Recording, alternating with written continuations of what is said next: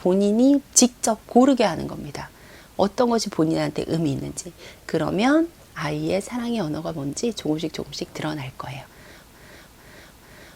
우리 자녀에게 필요한 사랑의 언어는 무엇일까요?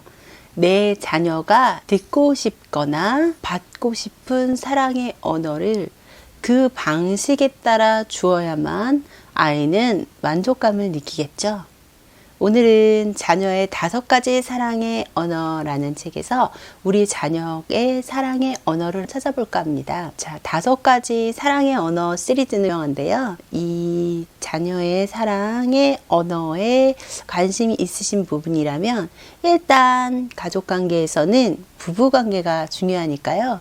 부부의 5가지 사랑의 언어도 챙겨보시면 좋을 것 같아요. 그러면 부부간에도 갈등이 있거나 어려움이 생겼을 때 어떻게 풀어가는 게 좋은지 팁을 얻는 데 도움이 되거든요. 일단 부부간의 사랑의 언어를 먼저 찾으시고 그리고 나서 자녀와 사랑의 언어를 찾는 것을 추천드립니다. 우리 아이들 키우면서 늘 행복하지만은 않으시죠? 아이가 왜 그럴까? 라는 생각이 들 때도 많을 텐데요. 아이를 키우면서 가장 먼저 생각해야 될 것은 이 아이들은 미성숙한 존재다라는 생각들일 거예요. 네, 그렇기 때문에 이 아이들을 내가 어떻게 사랑을 주느냐에 따라서 이 아이들은 미성숙하고 항상 자존감이 낮은 상태로 있을 수도 있고 만족감을 느낄 수도 있다라는 생각을 우선 하시는 게 중요해요.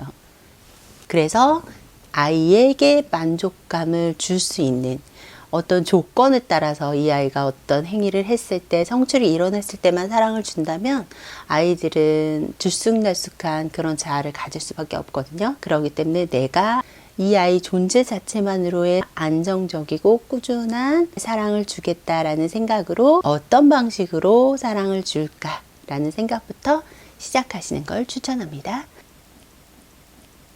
5가지 자녀의 사랑의 언어. 첫 번째는 스킨십입니다. 스킨십 좋아하는 친구들이 있어요. 스킨십 만져주고 이렇게 감촉을 통해서 사랑이 충족되는 아이. 네, 그런 친구들이 있습니다. 그런 친구들에게는 충분한 스킨십을 해주셔야 돼요.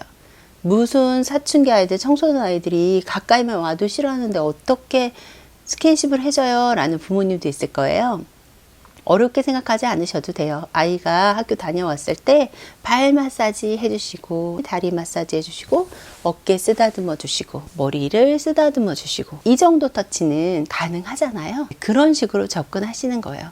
뭐 손 마사지 이렇게 이런 것만으로도 스킨십은 충분합니다. 포옹을 하거나 뽀뽀를 하거나 이것만 스킨십이라고 생각하지 마시고요. 사춘기 아이들에게는 그렇게 가벼운 스킨십, 몸을 만지는 가벼운 터치 정도의 스킨십도 좋습니다. 원하는 스킨십이 자기의 사랑의 언어고 그 스킨십을 받았을 때 중독되는 친구들이 있는데 부모님들이 스킨십이 너무 어색해요 하시는 분들이 있을 거예요. 본인도 그런 스킨십을 받지 않아서 어색해 하시는 분들은 일단 본인의 몸으로 연습을 하시는 게 좋습니다. 본인에게 이렇게 머리에 손을 넣어서 만져주시고 터치해 주시고 이렇게 발 만져주시고 이러면서 촉감에 충분히 익숙해진 다음에 자녀에게 그런 터치의 감각을 느껴주시는 게 좋고요. 특히 이성 간의 스킨십보다도 중요한 게 동성 간의 스킨십이에요. 특히 딸하고 엄마하고는 이렇게 스킨십이 조금 일어나는데 아빠하고 아들 사이에서는 스킨십을 찾기가 어렵잖아요. 아빠하고 아들 사이에서도 충분한 스킨십이 일어나도록 그러면 같이 운동을 한다거나 이러면 터치가 더 잘 일어날 수 있겠죠. 스킨십을 중요하게 생각하는 아이들에게는 동성 부모님도 꼭 스킨십을 챙겨서 해주시는 게 좋습니다. 자녀의 사랑의 언어 2번째 방식은 인정하는 말입니다. 인정하는 말, 이 부분은 말씀 안 드려도 잘 아실 거예요. 나는 네가 존재하는 것 자체만으로도 너무 감사해 라는 표현에서부터 시작해서 내 노력에 정말 감동받았어. 네가 노력한 것은 정말 충분히 인정받아 마땅해 라는 표현을 해주시는 거죠. 여기서 인정하는 말과 칭찬의 말을 섞으시면 안 돼요. 그러면 굉장히 위험해지거든요. 그래서 칭찬은 어떤 결과에 대한 평가의 의미가 들어간다면 인정은 그게 아니라 너가 이렇게 너의 존재만으로도 너무 소중하다. 너가 이렇게 노력해서 나아진 것만으로 정말 대단해. 라는 표현이 꼭 함께 할 수 있도록 그렇게 신경 써서 인정하는 말을 해주시면 좋습니다. 본인이 또 그런 말을 안 들어봤기 때문에 어색해 하시는 부모님 계시죠? 그런 부모님 같은 경우에는 계속 연습을 그 말이 붙도록 괜찮아. 이렇게 연습하시는 게 좋아요. 어렸을 때 부모님한테서 들었던 인정의 말이 평생 아이를 키우는 자양분이 됐다고 하는 친구들도 많으니까요. 인정하는 말이 자녀의 언어인 경우에 연습이라도 하셔서 자꾸 인정의 표현을 해주시는 게 좋습니다. 자녀의 사랑의 언어 세 번째는요, 함께하는 시간입니다. 부모님과 함께하는 시간을 좋아하는 거예요. 그래서 함께 있으면서 너는 나한테 너무너무 소중한 존재야 라는 메시지를 받는 것만으로도 충분하거든요. 함께 할 때는 그냥 가만히 앉아서 함께 우리 같이 요즘에 함께 오래 있는데 이것만으로는 안 되고요. 함께 무언가를 하는 게 좋습니다. 함께 취미생활을 즐겨도 좋고요. 함께 책을 읽어도 좋고요. 함께 차를 마셔도 좋고요. 함께 무언가를 하는 행위를 통해서 아이가 만족감을 느낄 수 있으니까요.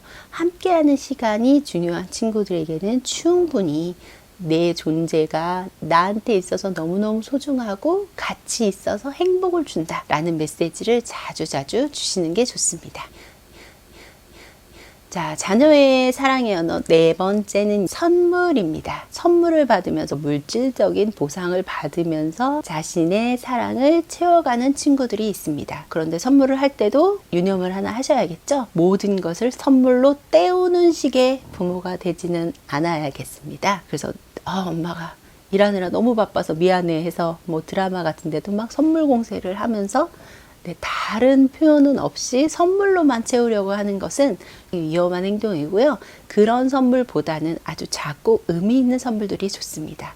왜 그런 거 있잖아요. 길 가다가 네 생각이 나서 가져왔어. 들꽃을 하나 따갖고서 너한테 선물 주려고 가져왔어. 네 생각이 나서. 이런 선물이요. 그리고 아이가 나 이런 게 좀 필요한 것 같아 라고 했을 때 그것을 기억했다가 이렇게 포장해서 크고 비싸지 않은 것이라도 좋아요. 내 말을 기억했다가 나한테 필요한 것을 선물로 주는 그런 행위들이 아이들의 사랑을 가득가득 채워줍니다. 자녀의 사랑의 언어 다섯 번째는요, 봉사입니다. 부모님은 여태껏 아이들을 키우면서 많은 봉사를 하시면서 키우셨죠? 그런 봉사들이 아이들한테는 부모님이 나를 위해서 이렇게 해주셨어. 부모님이 나를 위해서 이런 부분들을 많이 해주셨어. 라는 부분으로 본인이 사랑받고 있다고 느끼는 친구들이 있어요. 그런 친구들에게는 부모님의 봉사, 내가 기꺼이 너를 위해서 픽업을 해줄게. 내가 기꺼이 너를 위해서 뭔가를 만들어줄게. 이런 것들이 아이들한테서 사랑받는 느낌을 주거든요. 그런 경우 봉사를 주요 사랑의 언어로 사용하는 친구들의 경우에는요, 그 봉사가 어떤 아이한테 부담이 되지 않는 그 부분은 살펴보시는 게 좋습니다. 내가 어떻게 키웠는데, 내가 너를 어떻게 키웠는데, 내가 얼마나 희생하면서 키웠는데 라는 멘트 드라마에 나오잖아요. 그런 부담을 아이가 갖기 시작하면 건강한 관계의 자녀의 언어라고 할 수 없거든요. 그렇기 때문에 봉사에서는 그 부분을 살펴보시는 게 좋습니다. 5가지 자녀의 사랑의 언어 대략 살펴봤는데요. 그러면 내 자녀의 언어가 뭔지 어떻게 알 수 있을까요? 궁금하실 거예요. 자, 자녀의 5가지 사랑의 언어를 알려면 첫 번째, 어떤 것에 불만이 있는지 잘 보세요. 엄마는 나한테 맨날 잘해라만 하잖아 라는 불만을 이야기했다. 그러면 어때요? 자녀는 인정하는 말을 듣고 싶은 거죠. 칭찬의 말보다는. 그리고 난 정말 시간이 너무 없어. 우리는 가족과는 시간이 너무 없잖아 라고 불만하는 친구들은 함께하는 시간이 중요한 친구들이죠.